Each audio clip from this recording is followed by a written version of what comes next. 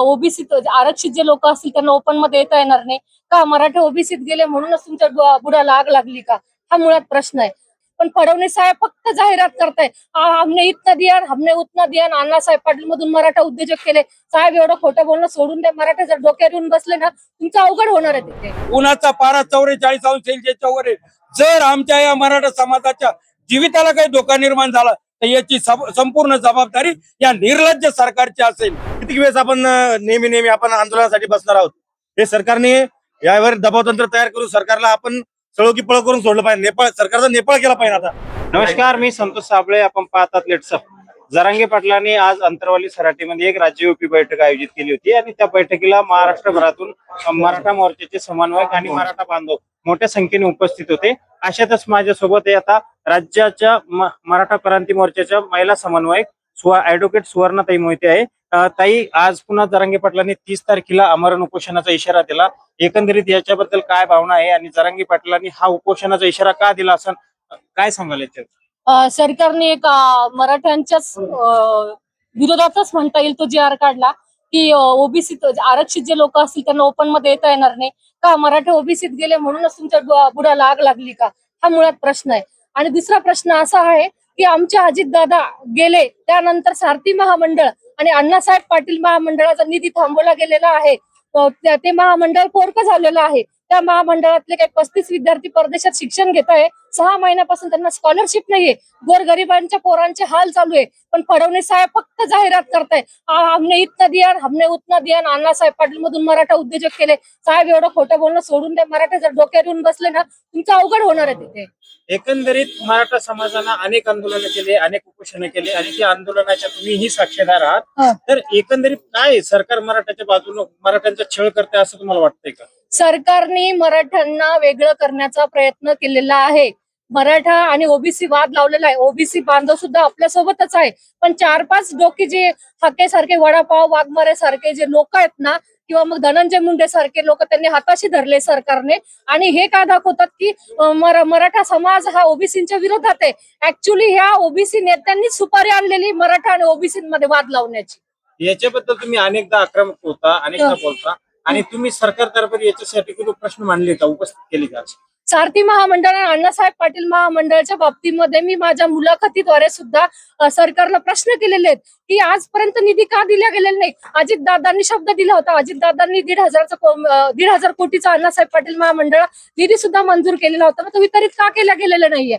फडणवीस साहेब, तुम्हाला आमच्या लोक नको आहेत का? आम्हाला सांगा. तुम्ही तसं आम्ही सामूहिक आत्महत्या करतो मराठा समाज 6 कोटी. तुम्हाला जर इतकाच आम्हाला आमचा त्रास वाटत असेल तर. बरं, आता हे मनोज जरांगे पाटील 30 तारखेला आमरण उपोषणाची हाक दिली.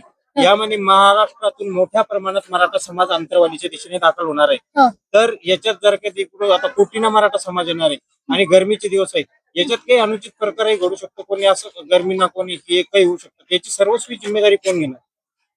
याची सर्वस्वी जिम्मेदारी खरं तर culpable homicide amounting to murder ही सरकारवर येणार. सरकार जबाबदार आहे. तुम्ही जर आमच्या मागण्या पूर्ण केल्या असत्या, दिलेले शब्द जर तुम्ही पाळले असते, दिलेले जी.आर तुम्ही पाळले असते, तर आम्हाला ही वेळच नसते उन्हातानाची इथे यायची. सरकार मराठा समाजाबद्दल गंभीर नाहीये? सरकार मराठा समाजाबद्दल अजिबात गंभीर नाहीये. सरकारला मराठा समाज हा राजकारणातनं, समाजकारणातनं, प्रशासनातनं संपवायचा आहे. मी जाहीर बोलते. निश्चितच अजून मराठा बांधव माझ्यासोबत आहे. हो, एकंदरीत काय सांगाल?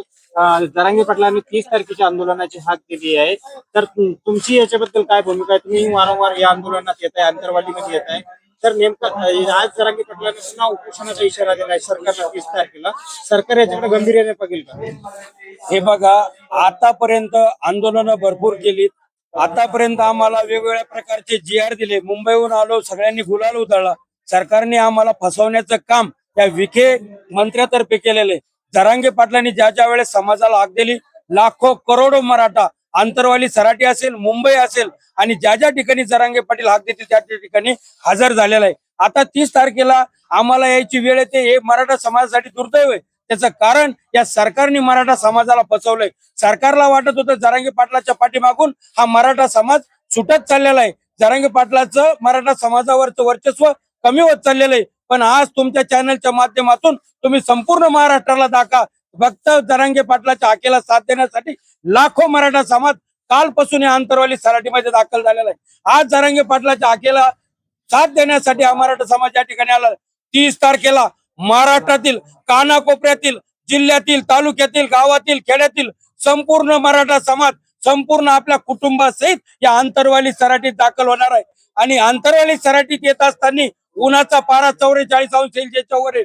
जर आमच्या या मराठा समाजाच्या जीविताला काही धोका निर्माण झाला तर याची संपूर्ण जबाबदारी या निर्लज्ज सरकारची असेल. निश्चितच आपण पाहिलंय की भाऊ एकंदरीत हे आता 30 तारखेचं अल्टिमेटम आहे. महाराष्ट्रभरातून मराठा बांधव इकडे येणार आहे, तर त्यामुळे मराठा आपल्या जरांगे पाटलांसोबत तुम्हीही आंदोलनाला इथं बसणार का? बिलकुल. गेल्या अनेक वर्षापासून 20 वर्षापासून मी जरांगे पाटला सोबतच आहे आणि इथून पुढेही राहील. कारण आज जरांगे पाटलांनी हाक दिली एवढ्या 44 डिग्रीच्या तापमानातही इथं मराठा समाज असंख्य असा जमा झालेला आहे.